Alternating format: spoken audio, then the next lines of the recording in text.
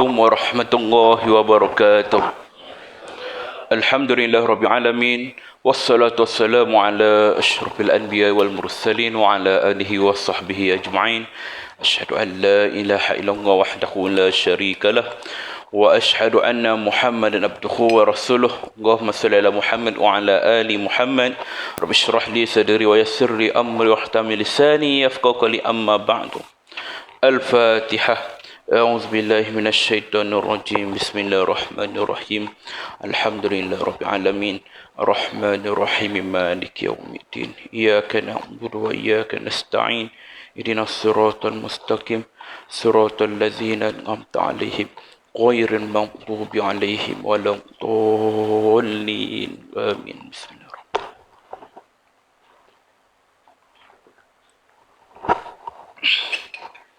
Alhamdulillah, syukur kita pada Allah Subhanahu Wa Taala, limpah kurnia rahmat kasih sayang Allah, diizinkan kita sekali lagi bertemu dalam rumah Allah ini setelah kita menunaikan solat fardu subuh berjemaah, yang mana Allah Taala izinkan kita untuk berjemaah, dan seterusnya kita mengikuti kuliah subuh yang telah diaturkan oleh pihak jawatan kuasa surau, yang mana pagi ini seperti mana yang jadualkan kita mengupas tentang tajuk fiqh jenazah, ya, fiqh jenazah. Pada siri yang lepas, ikut pada catatan saya, kita berceritakan tentang bab hutang, ya, bab hutang, yang mana beberapa perkara telah kita bincangkan tentang hutang, ya. Dan hari ini kita bicarakan pula tentang hal-hal yang berkaitan dengan kain kafan.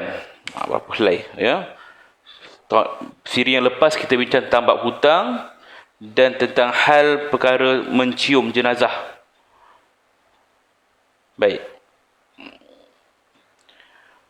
Soalan yang ke-11. Bolehkah mengambil berkat daripada milik atau peninggalan orang soleh, kemudian dimasukkan ke dalam kain kafan si mayat dan dikuburkan bersamaan dengannya? Kadang-kadang ada orang, dia pegang orang soleh tu, amalan dia ke, dia punya baju ke, kopiah dia ke, kain ridak dia ke, kemudian kerana nak dapatkan keberkatan orang soleh tu pada jenazah ni, dia ambil, mintalah ke orang soleh tu bagi pinjam ke, atau bagi terus ke kain soleh, ridak dia ke apa ke, letak dalam kain kafan, katanya untuk keberkatan. Boleh ke perkara itu berlaku? Ya? Jawapannya, riwayat dalam Sahih Al-Bukhari dan Sahih Muslim daripada Ummu Atiyah, bahawa ketika Zainab binti Rasulullah sallallahu alaihi wasallam, puteri Rasulullah, wafat, baginda berkata kepada kaum perempuan yang memandikannya, mandikanlah dia sebanyak 3 kali, 5 kali atau 7 kali jika kamu menganggap itu lebih baik. Pada kali yang terakhir, campurlah air itu dengan daun bidara atau kapur barus. Jika kamu telah selesai memandikannya, maka beritahulah aku. Dalam satu riwayat lain dinyatakan, mandikanlahnya sebanyak 9 kali. Tetapi riwayat ini tidak dianggap sahih oleh sebagian ulama hadis. Setelah mereka selesai memandikannya, mereka pun memberitahu Rasulullah SAW. Lalu baginda menyerahkan kain sarungnya yang sentiasa dipakai dalam kesehariannya kepada mereka. Lalu mereka menyelimutkan sarung itu kepada jenazah Zainab sebagai tanda baginya. Ini hadis, ya, daripada Sahih Bukhari dan Muslim. Ada beberapa perkara penting yang kita boleh dapat daripada hadis ni. Pertama, yang disebut dalam hadis ini, mayat perempuan wajib dimandikan oleh perempuan juga. Ini hukumlah, ya. Sekalipun perempuan yang memandikan ini bukan keluarganya, maknanya bukan keluarga kita, tentulah orang perempuan yang kena mandikan. Tapi kalau keluarga, tak apa orang lelaki memandikan, asalkan ada hubungan nasab. Antaranya anak memandikan ibu dia, boleh.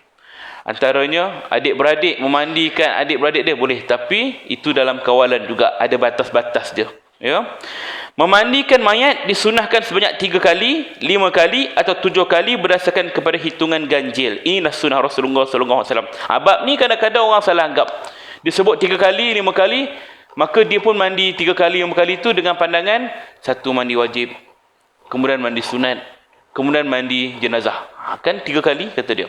Sebab itulah kadang-kadang ada orang, dia meninggal jenazah dia malam ni, kena nak uruskan besok, malam ni dia bersihkan dulu. Bersihkan dulu maksudnya dimandikan dulu.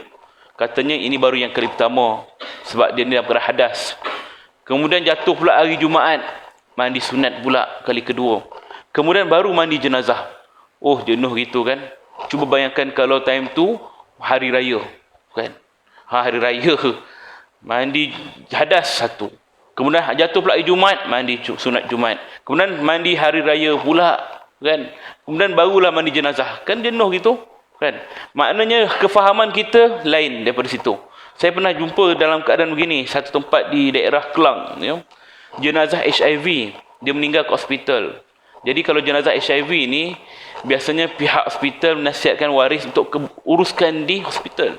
Sebab mungkin karya tak tahu cara mengendalikan jenazah HIV. Dia kaedah dia sedikit berbeza lah, ya, dari sudut keselamatan pada tukang mandi sebenarnya, ya. Jadi dalam dia kata nak bawa ke karya, katanya kami tak nak mandikan di sini. Tak apalah, kami pun datang follow dia, memantau. Sampai di sana waktu malam, dia kata kami kebumikan jenazah esok. Okey, jenazah ni simpan mana? Dia kata letak kat dalam bilik mandi dulu. Nak mandikan dah ke? Belum, kata dia. Kemudian dia letak atas tempat mandi, dia buka baju jenazah. Saya kata nak mandikan ke malam ni? Tak, belum lagi. Ni nak bersihkan. Pandangan saya nak bersihkan tu dia tukar pakaian. Rupanya dia mandikan betul-betul. Mandi betul pakai sabun semua. Saya kata nak mandi esok. Tak ustaz, ni kita nak bersihkan je. Di sinilah antara perkara yang dahlah, satunya menyusahkan orang ramai. Satunya merisikokan si mati, merisikokan orang lain kerana jenazah ni berisiko tinggi. Yang kedua pula menyulitkan keadaan. Berapa kali jenazah nak kena mandi? Ya, jenazah ni mandi sekali je. Mandi jenazah tu dah merangkumi segala mandi-mandi yang lain, mandi hadas dan sebagainya. Maksud daripada hadis ini 3, 5 atau 7 ini ialah dari sudut siraman. Ya, sebenarnya air tu hakikatnya pada asasnya mandi jenazah ni dia menjirus atas tu saja. Meratakan air saja. Kemudian kita jirus air 1, 2, 3. Kemudian tugas tukang mandi untuk meratakan air itu ke seluruh badan. Itu saja syarat dia sebenarnya. Ya. Kita bukanlah macam kita sekarang ni, kadang satu baldi besar. Tak cukup daripada tu air paip pula. Mandi lama-lama sangat, kadang-kadang sampai 40 minit sampai 1 jam nak mandi saja. Ini sebenarnya berlebihan. Maksudnya 3 kali je. 1, 2, 3 dah basah badan itu, ratakan air. Kalau rasa macam tak cukup, tambah 5. 3 tambah lagi 2, 5. Tak cukup lagi, tambah lagi 2 gayung, 7. Itu Nabi kata 3, 5 atau 7. Itu dah bentuk gayungan. Ya. Tapi sekarang ni kita biasa mandi guna pipe. Maka tak ada masalah. Saya pun sendiri mandikan jenazah guna pipe. Kan? Lalu kita nak ambil sunnah kepada Nabi kata 3, 5 atau 7 tu, kita gantikan dengan air bilasan yang terakhir tadi. Air kapur barus, campur bidara. Itu kita buat untuk 3, 5 atau 7. Kalau terlebih macam mana? Terlebih 10 pula kan? Macam mana pula terlebih ni? Dia kata sampai 3, 5, 7 ataupun 9. Tiba-tiba terlebih 10. Apa nak buat? Kaut balik air yang terakhir tu. Jangan buat perangai. Dah jatuh buat apa nak kaut lagi kan? Tak ada masalah sebab itu sunnah sahaja. Ya? Sunnah nombor ganjil. Allah itu ganjil dan disukakan yang ganjil. Nak ganjil tu ialah angka, nombor. Ya? Baik. Itu yang kedua. Yang ketiga, air yang digunakan untuk memandikan si mayat boleh dicampur dengan wangian seperti kapur barus atau wangian lainnya dengan tujuan agar si mayat berbau harum. Kalau kita rasa nak mandi terus jenazah tu, kita dah ratakan air dengan air pula, kemudian kita nak campur dengan air wangian yang lain. Ya, apa saja pun boleh. Sunat dia pada wangian. Ya, ataupun perkara yang Nabi guna ni adalah kapur barus, cendana, itu antaranya. Sekiranya tempat kita tak ada perkara tu, kita ambil sunat pada wangian tadi. Maka boleh guna shampoo, boleh guna sabun. Kan? Benda yang disunatkan ialah wangian dia tadi. Ya. Adapun bentuk pada wangian itu juga sunnah, iaitu pada perkara sebut cendana atau kapur barus. Kalau tak ada, apa saja bahan wangian pun boleh. Tak ada masalah. Macam kita mandilah. Kita nak wangi badan kita, kita guna sabun, kita guna shampoo. Ada orang nak pakai kapur barus pada diri dia? Tak ada kan? Subuh tadi mandi pakai kapur barus. Ada? Tak ada. Kan?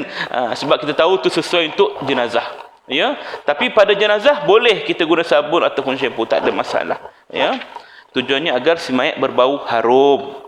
Yang keempat, boleh mengambil keberkatan dengan milik atau peninggalan orang soleh.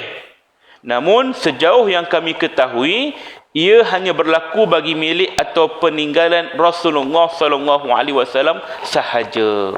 Inilah pendapat Ahlussunnah wal Jamaah, meskipun ada sebahagian mereka yang membolehkan mengambil berkat selain daripada milik dan peninggalan Rasulullah SAW.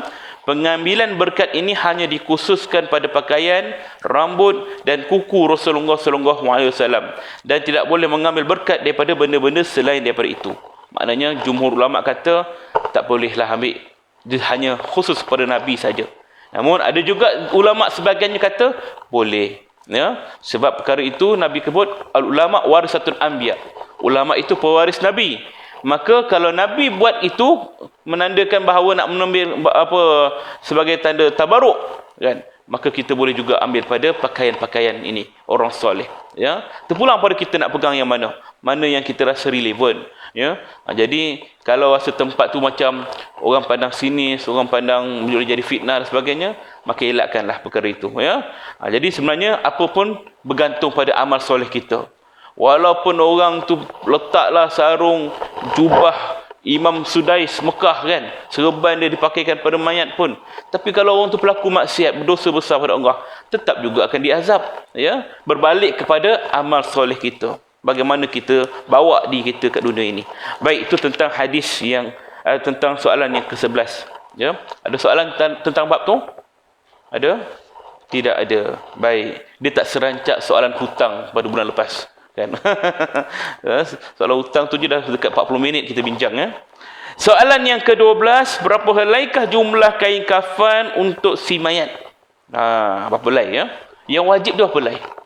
Dalam kitab Sahih Al-Bukhari dan Sahih Muslim disebut bahawa Aisyah radhiyallahu anha berkata, Rasulullah SAW dikafankan dengan 3 helai kain putih suhuliyah yang berasal dari Yaman. Kain kafan suhuliyah ni kain putih, macam kain, dia tak cantik, bulu, kain berbulu sikit. Kain kafan yang tak cantik sangatlah, dipakaikan, yang berasal daripada Yaman, diperbuat daripada kapas kain tu, ya.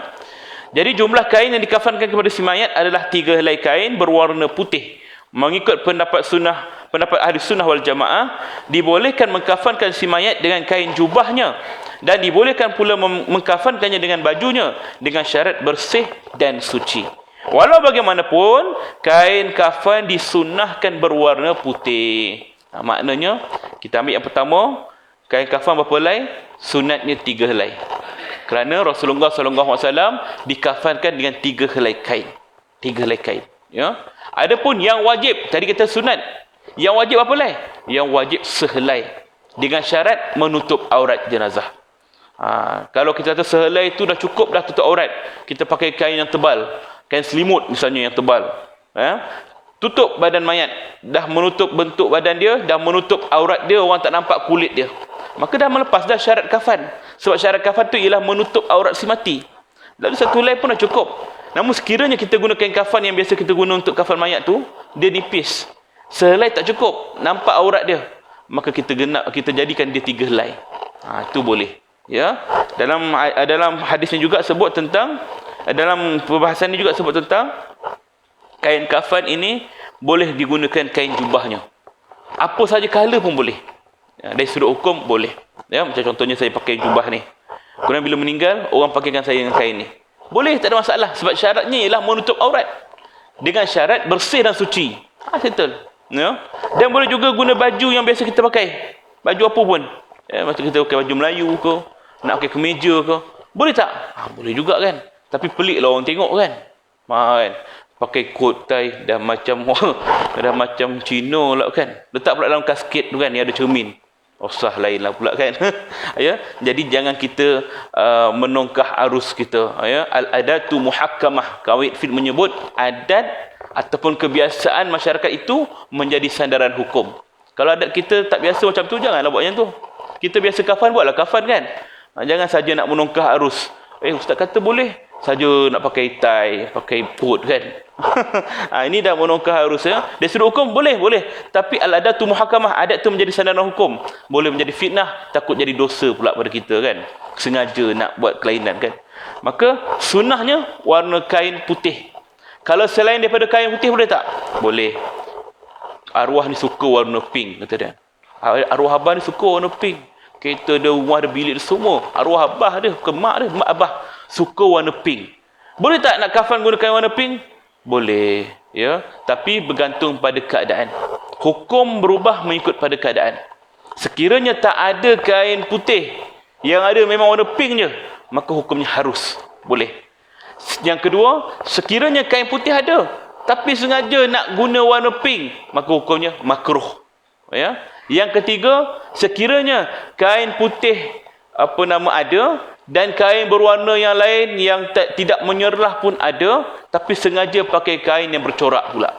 Bercorak pula kan, gambar binatang ke apa ke kan, hukumnya haram. Sengaja kan. Maka hal ini kita kena ambil maklum, ya. Baik, jadi yang sunnahnya ialah kain kafan berwarna putih, ya. 3 helai. Nabi ketika Rasulullah SAW meninggal, wafat, dia dimandikan tanpa dibuka pakaian dia. Ini khusus untuk Nabi. Jenazahnya itu dimandikan tanpa dibuka pakaian. Kenapa? Ketika itu ada 4 orang sahabat yang mandikan, antaranya Sayyidina Ali. Ya, ketika itu dia berkata, kami ni ketika nak mandikan jenazah Rasulullah, tiba-tiba 4 ni tertidur. Bayangkan dalam bilik nak mandikan jenazah tu, tertidur. Dalam tidur, masing-masing terdengar suara seolah-olah mengatakan mandikan Rasulullah tanpa membuka pakaian dia. Begitu. Maka itu menjadi kepada ilham pada mereka untuk jaga jasad Rasulullah. Maka mereka mandikan jenazah Rasulullah dengan pakaian dia semua, kemudian kafankan dengan 3 helai dengan pakaian tu juga. Maka ini hanya khusus kepada Nabi SAW.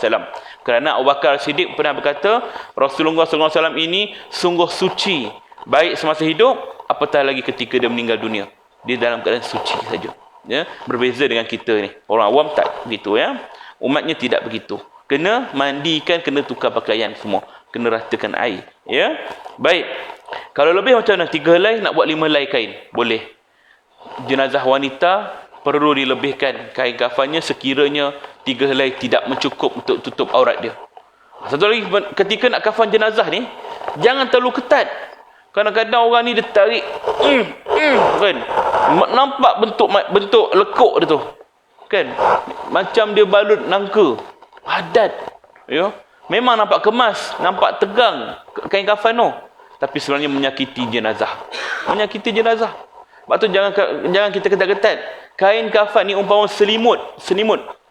Selimut kalau kita tidur, ada tak kita ikat selimut tu kat badan kita? Tak, kita letak je. Begitulah kain kafan. Letak je. Selai. Tujuannya untuk menutup aurat. Kita bukan membalut aurat. Ini salah, ya. Kadang-kadang orang tu diikat ketat-ketat, nampak lekuk kat pada tangan ni kan. Kalau tu jenazah keluarga saya, kalau orang lain buat, saya akan tegur, longgarkan sikit kan. Sebab tujuan tali itu untuk menahan kain terbuka sebelum dikebumikan. Dalam kubur, tali tu dilonggarkan balik. Kan? Apa keperluannya ikat ketat? Kan? Jenazah tak lari. Lainlah kalau kita buat korban lembu kan. Kena ikat ketat-ketat kan. Kadang orang ni banyak salah faham dalam bab ini kan. Termasuklah dalam bab kain kafan. Dia fikir kain kafan tak boleh berjahit. Ini mana boleh berjahit ni? Yang tak boleh berjahit kan ihram. Kan? Dia tersalah keliru dalam bab itu. Kadang dia bila campur aduk jadi macam tu pula hukum dia kan. Baik, itu tentang soalan yang ke-12. Ada soalan? Tak ada. Clear, alhamdulillah. Soalan yang ke-13. Bolehkah mengkafankan mayat dengan pakaiannya? Ini kita dah jawab dah. Ya. Baik, tapi dia ada hukum yang lain dalam bab ni. Ketika Abdullah bin Ubay bin Salul, seorang pemimpin kaum munafik yang sangat dengki dan dendam kepada Islam, meninggal dunia. Abdullah bin Ubay, ya. Maka datanglah anaknya yang bernama Abdullah kepada Nabi Muhammad SAW dan berkata, wahai Rasulullah, berikanlah kepadaku bajumu itu untuk mengkafankan ayahku. Meskipun Abdullah bin Ubay adalah musuh Islam, namun kerana menghargai anaknya yang telah masuk Islam, maka Rasulullah SAW mengabulkan permintaan anaknya itu. Lalu Abdullah mengkafankan baju itu kepada jenazah ayahnya. Bayangkan, Abdullah bin Ubay ni orang pemimpin munafik. dia sangat dengki, dendam pada Islam, musuh pada Islam, sehingga dia mati, tak sempat nak beriman. Yang beriman hanya anak dia saja, Abdullah bin Ubay, anak dia saja, ya. Anak dia ini yang mana masuk Islam di zaman Rasulullah, dan kerana bapa dia meninggal tak sempat nak beriman, dia minta pada Rasulullah pakaian Rasulullah, nak ambil keberkatan lah Rasulullah pada ayah dia, ya. Lalu Rasulullah rasa macam nak menghargai anak dia, sebab anak dia baru masuk Islam kan, supaya orang tanpa anak dia ni terus tertarik berislam, maka mengabulkan permintaan dia, dia bagi baju Rasulullah tu pada ayah dia.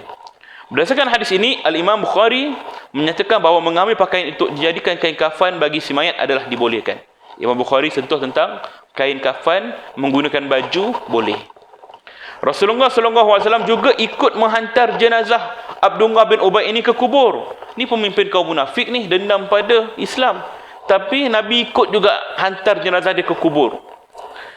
Dan bahkan berasrat ikut menyembahyangkan jenazahnya. Maksudnya dia sempat Islam lah, tapi jadi munafik. Menjadi munafik. Berkata kepada Rasulullah SAW, ketika itu Umar Al-Khattab rasa hairan. Ni dah lah munafik. Berdendam dengan Islam, masuk Islam ni bukan kerana rela saja nak merosakkan Islam dari dalam. Abdullah bin Ubay, ya. Tiba-tiba dia boleh meninggal, Nabi solatkan jenazah dia, ikut sampai ke kubur. Umar pun hairan, apa tindakan Rasulullah ni? Buat macam ni. Lalu ditanya, wahai Rasulullah, adakah kamu ingin solatkan jenazah Abdullah bin Ubay bin Salul? Itu pemimpin kaum munafik tu, kan? Lalu Rasulullah SAW menjawab, bagilah aku kesempatan untuk aku solatkan dia dulu, wahai Umar. Ketika nak solatkan jenazah, Umar kata, kau nak solatkan pemimpin munafik ni? Kata Nabi, tunggulah Umar, bagi aku solat dulu. Macam itulah pujuk Rasulullah, ya. Umar berkata lagi, wahai Rasulullah, bagaimana kamu boleh solatkan dia? Bukankah dia telah melakukan hal ini, hal itu? Kata Umar. Cerita pasal dia, kejahatan dia dan sebagainya. Bukankah Allah Ta'ala berfirman, sebagaimana firman Allah Ta'ala surah Taubah ayat 80, A'udzubillahi minasyaitonirrajim, astaghfir lahum aw la tastaghfir lahum in tastaghfir lahum 70 maratan falay yaghfirallahu lahum. Kamu memohonkan ampun bagi mereka atau kamu tidak memohonkan ampun bagi mereka, sama saja. Sekalipun kamu memohonkan ampun bagi mereka sebanyak 70 kali, Allah sekali-kali tidak akan memberi ampun bagi mereka.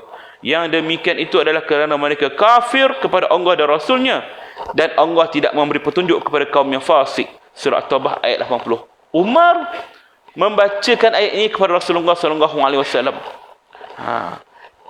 Rasulullah SAW menjawab, Umar, biarkan aku solatkan dia. Kata Rasulullah, pujuk lagi. Seandainya aku tahu bahawa Allah akan memberikan keampunan baginya, jika aku memohonkan ampun sebanyak lebih daripada 70 kali, nescaya aku akan pohonkan keampunan baginya sebanyak lebih daripada 70 kali. Kata Rasulullah, kalaulah Allah bagi keizinan 70 kali baru terima taubat Abdullah bin Ubay ni, kerana Rasulullah doakan dia, nescaya aku buat tu lebih daripada 70 kali. Kata Rasulullah pada dia, ya? Rasulullah tetap melaksanakan solat jenazah ke atas Abdullah bin Ubay. Namun setelah itu datanglah teguran daripada Allah kepada baginda sallallahu alaihi wasallam dengan diturunkan ayat yang berbunyi, wala tusalli ala ahadim minhum mata abadan wala taqum ala qabri. Dan janganlah kamu sekali-kali melaksanakan solat terhadap jenazah seseorang yang mati di antara mereka, dan janganlah kamu berdiri di kuburnya. Surah Taubah ayat 84. Kemudian Rasulullah SAW berjanji untuk tidak lagi mengulangi perbuatan tersebut itu. Maknanya Allah tegur Rasulullah. Allah tegur Rasulullah bukan kerana Rasulullah ini perbuatan Rasulullah ini, kita ulama mengatakan itu sebagai asbab kepada hukum sahaja. Asbab kepada hukum. Kita tak boleh kata bahawa Rasulullah buat tersilap ataupun tidak. Dia menjadi asbab kepada hukum untuk kita bincangkan pada umat ini. Tumpuan perbincangan kita sekarang ini adalah mayat boleh dikafankan dengan betul. Itu dengan pakaian. Itu tumpuan kita, ya. Tapi kita nak sentuh sikit tentang apa yang tindakan Saidina Umar tadi. Ini nak menunjukkan bahawa sekiranya perkara itu kita nampak bercanggah daripada sudut syariat, walaupun yang buat itu alim ulama, maka kita boleh menegur.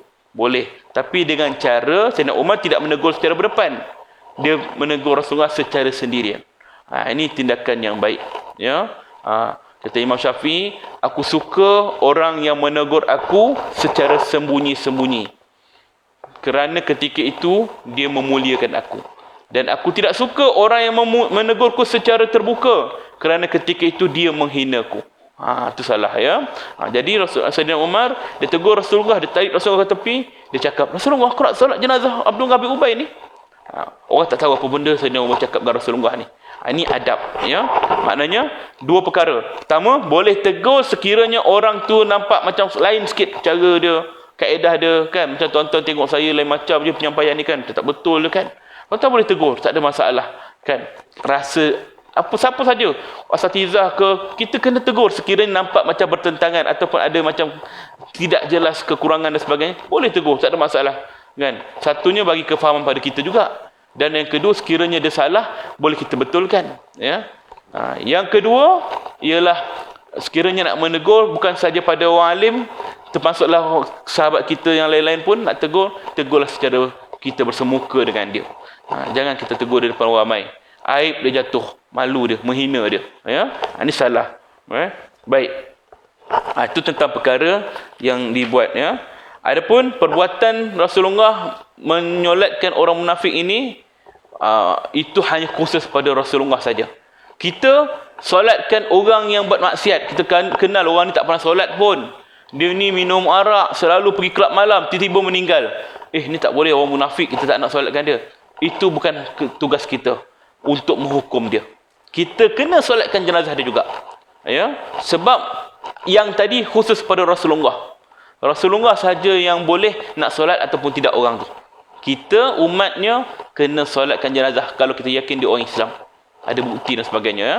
Walaupun ada kes yang kita kadang-kadang saya urus, jenazah Hindu, dia masuk Islam atas sebab Allahu alam, mungkin sebab kadang-kadang masuk Islam ni nak dapatkan bantuan dan sebagainya, tapi dia tak beramal cari Islam.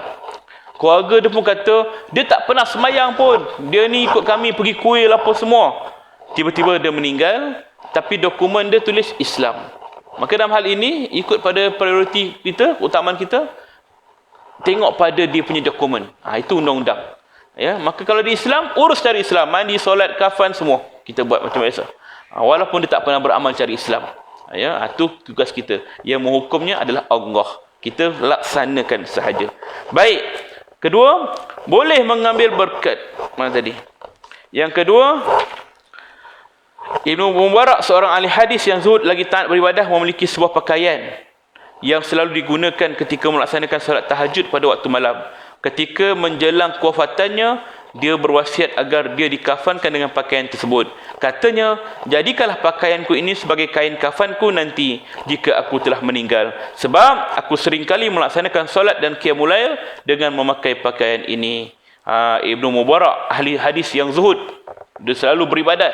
Jadi kain jubah yang dipakaikannya itulah dipakaikan ketika dia nak mandi, dan ketika dia meninggal, dikafankan.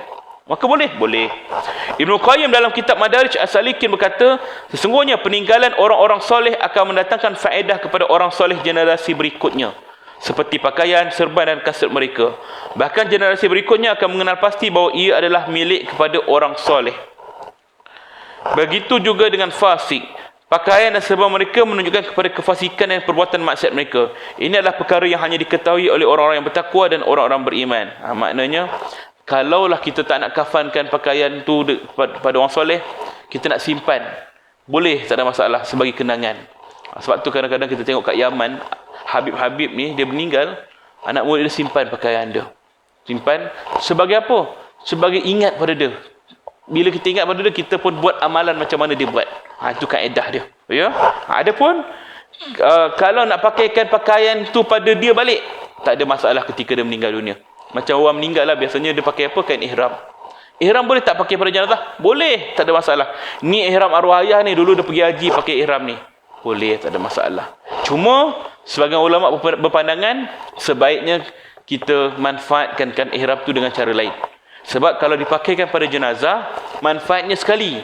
Bila dia dah mati dalam kubur, dia akan terlerai, hancur kain tu menjadi bahan tanah, kan? Tapi kalau kita infak kain itu untuk kegunaan orang lain, maka orang guna untuk pergi umrah, pergi haji, maka mudah-mudahan dapatlah pahala itu kepada si mati, kerana itu adalah kain milik dia.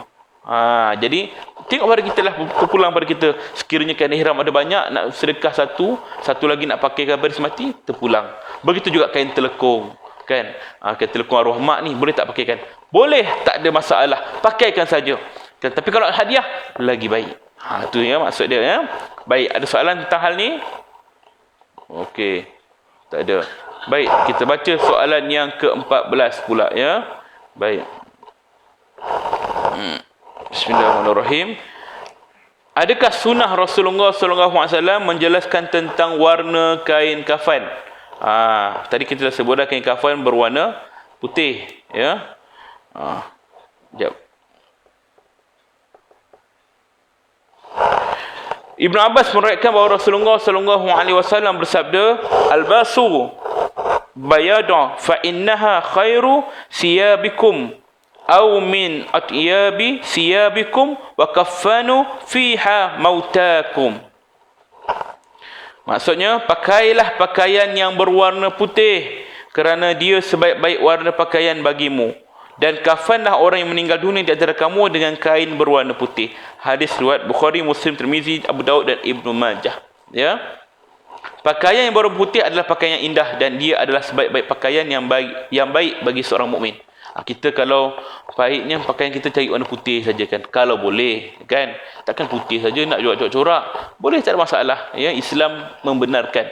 Cuma Rasulullah suka berwarna putih. Waktu hari Jumaat, kalau dapat pakai warna putih saja, kan, lagi cantik, ya. Pakaian berwarna putih ini banyak disebut dalam beberapa hadis Rasulullah SAW. Di antaranya adalah yang terdapat dalam doa iftitah: "Dan bersihkan diriku daripada dosa-dosa dan pelbagai kesalahan sebagaimana kain putih bersih daripada noda kotoran." Hadis riwayat Bukhari dan Muslim. Umar dan Hu sebagaimana disebutkan oleh Malik dalam kitab Al-Muwatta pada bab terakhir berkata, "Aku sangat kagum apabila para pembaca Al-Quran memakai pakaian yang berwarna putih." Pakai pakaian yang warna putih kalau baca Quran. Sabda Rasulullah SAW tersebut di atas merupakan dalil bahawa kain kafan yang disunahkan dikafankan kepada si mayat adalah kain kafan yang berwarna putih. Dan ini boleh jadi sebagai doa agar Allah memutihkan, membersihkan mayat tersebut daripada dosa-dosa dan kesalahannya. Sebagaimana kain putih bersih daripada kotoran dan noda. Ini sebagai apa? Harapan kita lah, bila pakaikan jenazah dengan kain putih, mudah-mudahan Allah Ta'ala membersihkan, menyucikan dosa-dosanya daripada segala kotoran, sebagaimana bersihnya kain putih tadi. Kita buat begitu. Seorang penyair berkata, "Qanaahlah dan redalah engkau terhadap duniamu, nescaya akan tenang dalam hidup dan tenteram hatimu. Perhatikanlah orang yang mencari dunia dan mengumpulkannya. Sayangnya, saat ketika mati, dia hanya menikmati wangian dan kain kafan." Ini penyair kata, ya. Kita cari dunia, kumpul harta, buat macam-macam harta kita, macam-macam bisnes kita buat. Tapi sayangnya ketika mati, hanya kain kafan dan wangian saja ikut kita. Ya, tu je lah harta yang kita bawa kat kubur.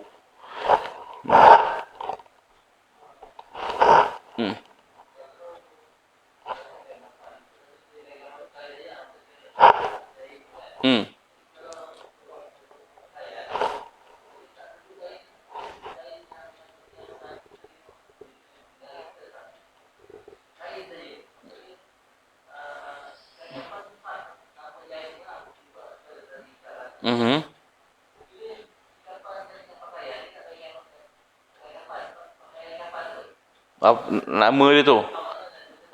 Okey, baik. Ada sebenarnya bab ini kita maksud kafan tu ialah menutup aurat si mati tu.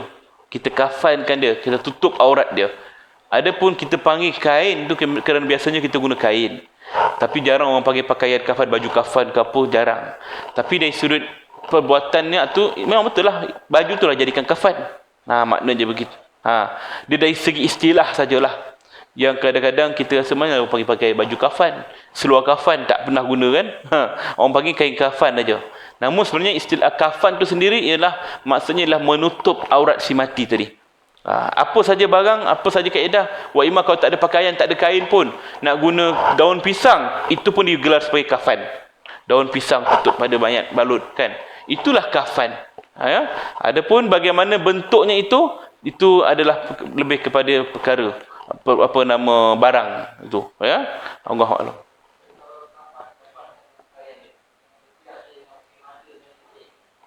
Itu tak ada keperluan pula. Sebab apa? Spek mata ke kopiah mungkinlah boleh. Kasut tu tak ada keperluan. Dah menyerupai pula pada orang yang bukan Islam, kan? Kita tak boleh menyerupai pada orang bukan Islam pula, kan? Jadi dalam hal ni pakaian yang sesuai dipakai, kain, baju, kan? Tidaklah kita pakai kemeja pada dia. Bukan kemeja, baju kot. Itu dah menyerupai orang bukan Islam pula, kan? Jadi kita pakai seadanya saja, jubah yang sinonim dengan masyarakat kita Islam. Ya? Allahu a'lam. Ada soalan lain? Boleh, ya? Ada lagi? Ya, Tuan Haji?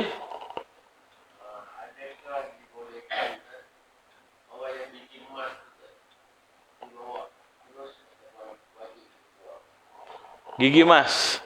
Okey, sekejap ya. Saya terganggu pasal ada banyak panggilan tadi. Assalamualaikum. Kejap lagi saya call boleh sebab saya ada kuliah. Minta masa sikit, ya. Kejap lagi saya call. Tentang kes tu, kejap lagi saya kata. Ada kematian daripada semalam lagi jenazah ni. Jadi saya janji dengan dia pukul 8. Ni awal pula dia telefon, kan? Okey, tadi soalan tentang gigi emas. Okey, macam mana? Baik. Tentang gigi emas ni, kita sama juga macam gigi palsu lah kita panggil. Apa saja perkara yang ada pada badan jisimati, kita kena tanggalkan. Buka, kan? Sekiranya boleh dibuka. Cincin. Apa lagi? Kalau dia ada pakai apa-apa saja perkara yang melekat, contohnya gigi palsu ke apa-apa, cabut, keluarkan. Namun, sekiranya perkara itu ditanam pada badan, makna tanam tu ialah lekat pada badan. Gigi itu dah ditanam ataupun besi dalam baju, dalam badan dia, kan? Dia aksiden masuk besi. Apa benda perkara itu, ataupun orang yang buat pembedahan plastik, buat implan, kan, masuk dalam dada. Contohnya perempuan nak besarkan payudara dia, ataupun pondan nak besarkan payudara dia, letak implan dalam badan dia. Maka dalam hal ini, sekiranya tidak boleh dicabut ataupun tidak boleh ditanggal dalam keadaan yang mudah, maka dibiarkan saja. Sebab tak nak menyakiti si mati. Walaupun gigi emas 916. Time hidup tak nak minta dia tanggalkan, kan? Dah meninggal baru nak cabut, kan? Jadi tak bolehlah kita cabut sekiranya susah. Nak kena pakai ragum dulu, patahkan, kan? Kan menyakiti si mati, maka hal ni tak boleh. Termasuklah gigi braces yang pakai besi tu. Sekiranya kita ada alat yang boleh cabut, cabutlah. Sekiranya tak ada, tak tahu, maka biarkan. Wallahualam. Ada soalan lain? Betul?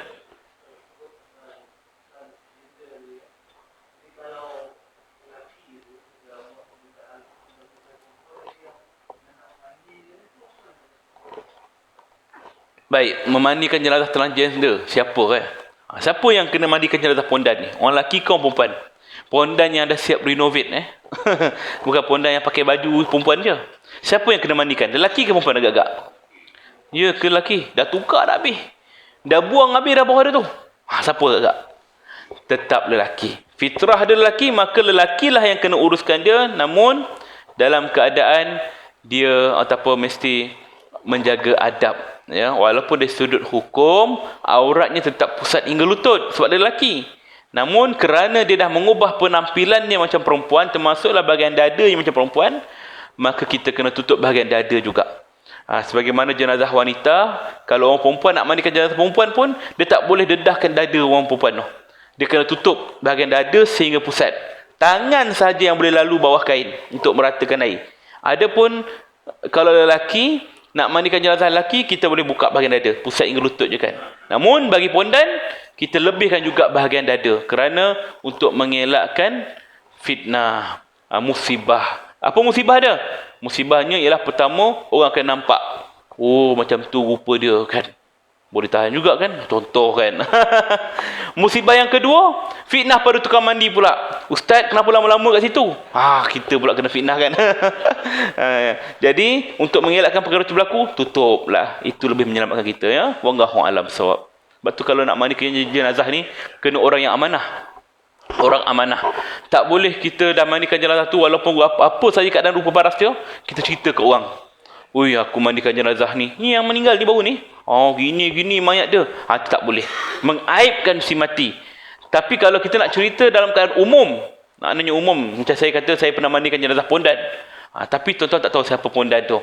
Saya katakan kaedah dia macam ni, maka hal tu tidak masalah. Oh ya? Baik, Allahu a'lam. Soalan? Tuan?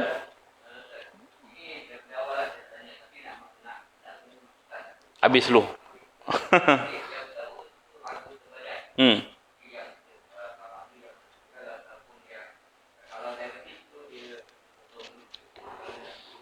Okey.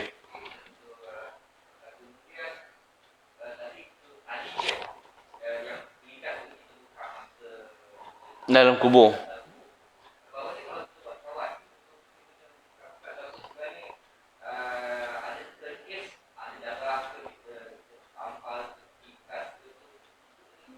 Okey. Satu soalannya. Dua orang satu anggota badan tadi. Anggota badan tadi tentang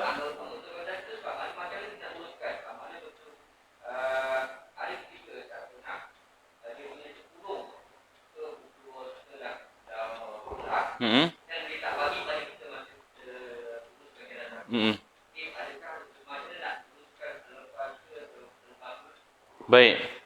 Anggota badan ni, sekiranya orang tu belum meninggal dunia, kita hanya sekadar bersihkan dia, kafan dan terus ke bumi. Saya pernah uruskan satu kaki milik orang diabetes, sakit diabetes. Dia dah sebulan dah potong kaki. Kemudian mungkin dah separawatan, baru dia ada peluang untuk uruskan kaki dia sendiri. Dia bawa lah dengan kaki tempang dia tu, dia bawa, Ustaz ni kaki saya minta tolong uruskan. Maka saya bersihkan, saya kafankan. Kemudian saya minta kat dia, Nabang, boleh kebumikan dah. Ustaz, tak payah solat ke? Dia tanya saya. Nak solat buat apa? Abang hidup lagi kan? Tuan kaki ada lagi kan? Maka kita buat hal yang bersesuaian keadaan. Sekiranya orang tu dah meninggal dunia, macam tadi. Dia meninggal dah, accident, meninggal. Tempurung je tinggal. Tak dapat nak kebumikan. Waktu tu mungkin ada forensik punya kajian dan sebagainya. Orang dah mati dah. Maka kita bersihkan juga. Kita kafankan, tak perlu solat dah sebab jenazah dah solat. Kemudian kita kebumikan tempurung tu di kuburnya. Kita gali sikit lah tapi jangan sampai dasar. Mungkin dalam 2-3 kaki, sekitar binatang tak boleh nak gali balik, maka kita kabuskan dia, tanam balik. Dan sekiranya kalau misalnya kata dalam hal tak jumpa badan dia, jumpa kaki je, kita tahu dia dah mati sebab kena makan buaya misalnya. Kaki je jumpa. Maka dalam hal itu kita boleh bersihkan kaki tu, kafankan dan boleh solatkan. Umpama macam solat jenazah dia. Dan terus kebumikan. Sebab kita yakin dan pasti dia dah mati. Ya. Wallahu a'lam. Dan soalan yang kedua tentang ikat tu tadi. Ikatan tu kita longgarkan. Tapi bagaimana kalau ikatan belah dalam? Ikatan tutup muka, bahagian kepala, ikatan pocong. Ikatan di bawah mulut naik ke atas ni kita namakan ikatan pocong. Istilah pocong itu asalnya daripada ikatan ni.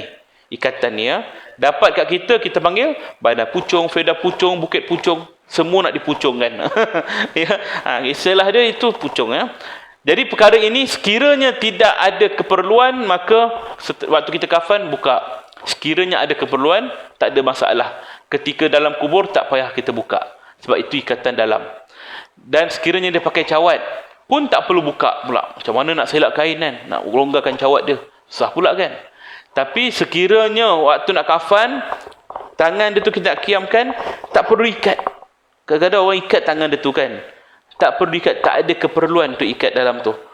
Jika mayat dalam keadaan yang uzur, maknanya kalau tak ikat nanti dia akan jatuh bawah ke apa. Kan? Maka bolehlah ikat. Untuk menetapkan dalam keadaan kiam. Kalau pandai kaedah lagi bagus. Kita tahan tangan tu, kain kafan ni yang akan menetapkan tangan dia macam ni. Kaedah tu lah kena penting. Maknanya kita dah seorang pegang tangan dia macam ni, kalau tak pegang dia akan jatuh. Jadi kita pegang, okey, tutup kain kafan.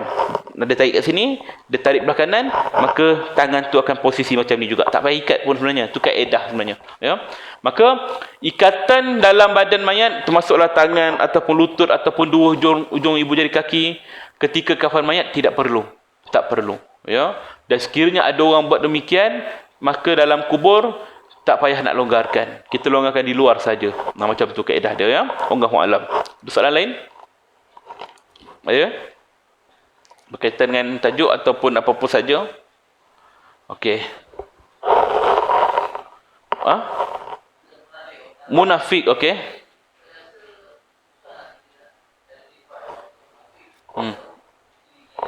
Dia betul.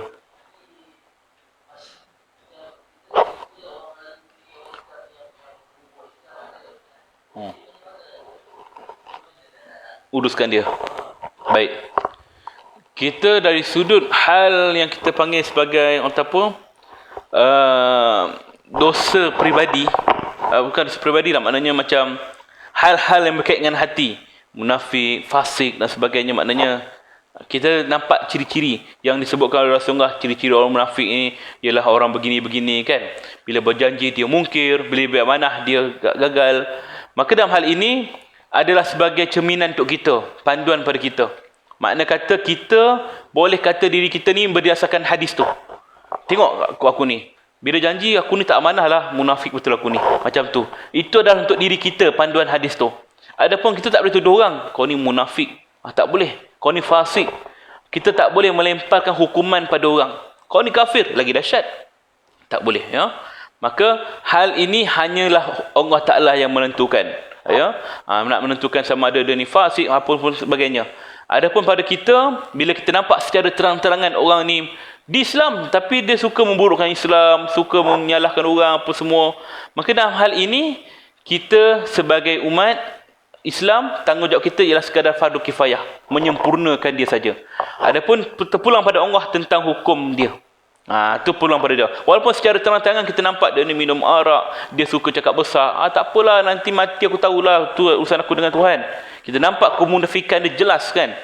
Tapi kita sangka baik sajalah. Kita uruskan saja, tanggungjawab kita urus saja. Adapun dia terpulang pada Allah Taala. Wallahu a'lam. Yes. Nabi suruh kita ucaplah yang baik-baik pada si mati. Kerana ketika itu malaikat mengaminkan setiap doa kita. Maka kita doa sajalah yang baik, kan? Sebab kita yakin dia Islam. Doa saja yang baik. Maknanya walaupun dia mati dalam keadaan jenayah, mati ditembak ketika sedang merompak, misal kata, dah jelas dah, maka bukan hak kita untuk hukum dia. Bahagian dia itu Allah Ta'ala yang uruskan. Adapun kita tunaikan saja, doakan saja. Sebab kita mati nanti pun tak tahu macam mana keadaan, dan kita juga harapkan doa yang baik-baik juga daripada orang hidup. Wallahu a'lam. Ada soalan lain? Betul? Oh, hutang. Tak bagi lepas. Okey.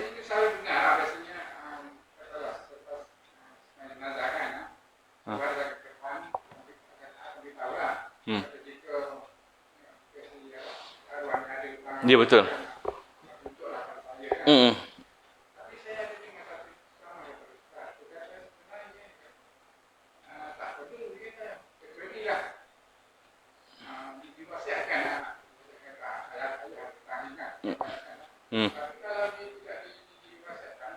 Tak payah kita buat ibahan.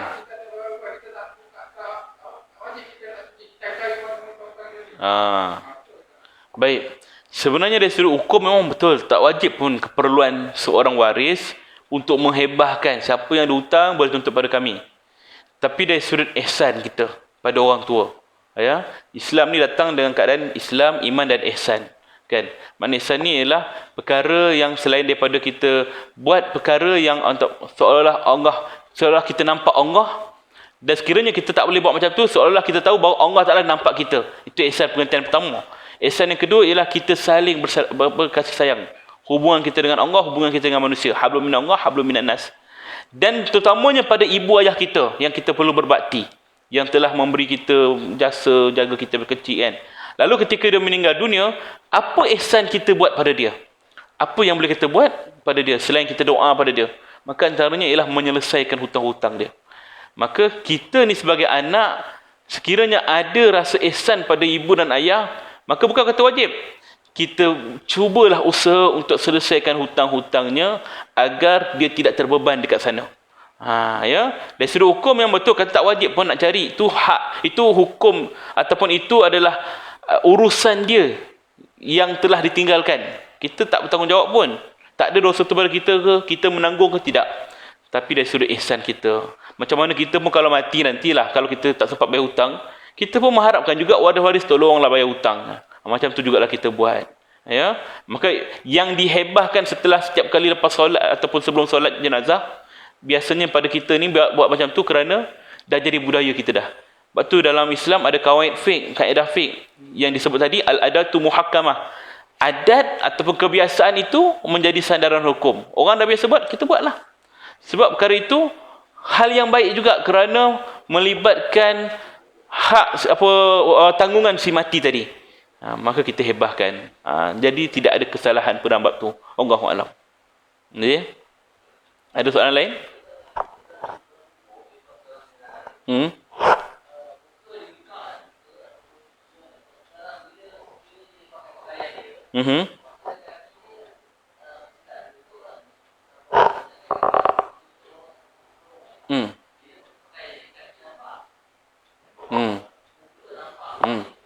Baik.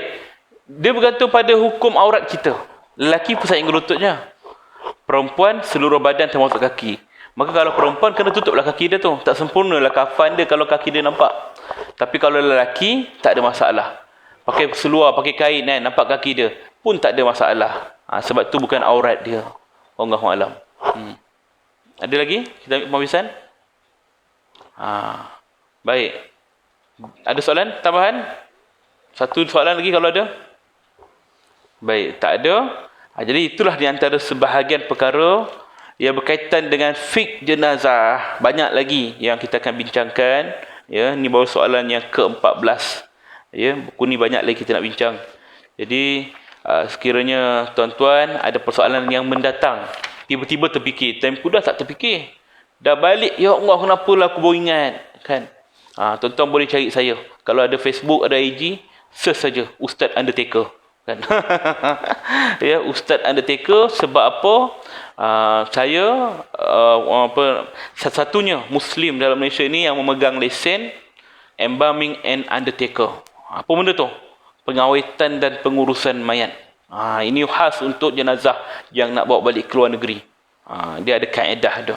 Kebanyakannya yang buat kaedah ni non-Muslim. Sebab non-Muslim bila meninggal, dia akan simpan mayat seminggu, 2 minggu baru dia tanam ataupun bakar.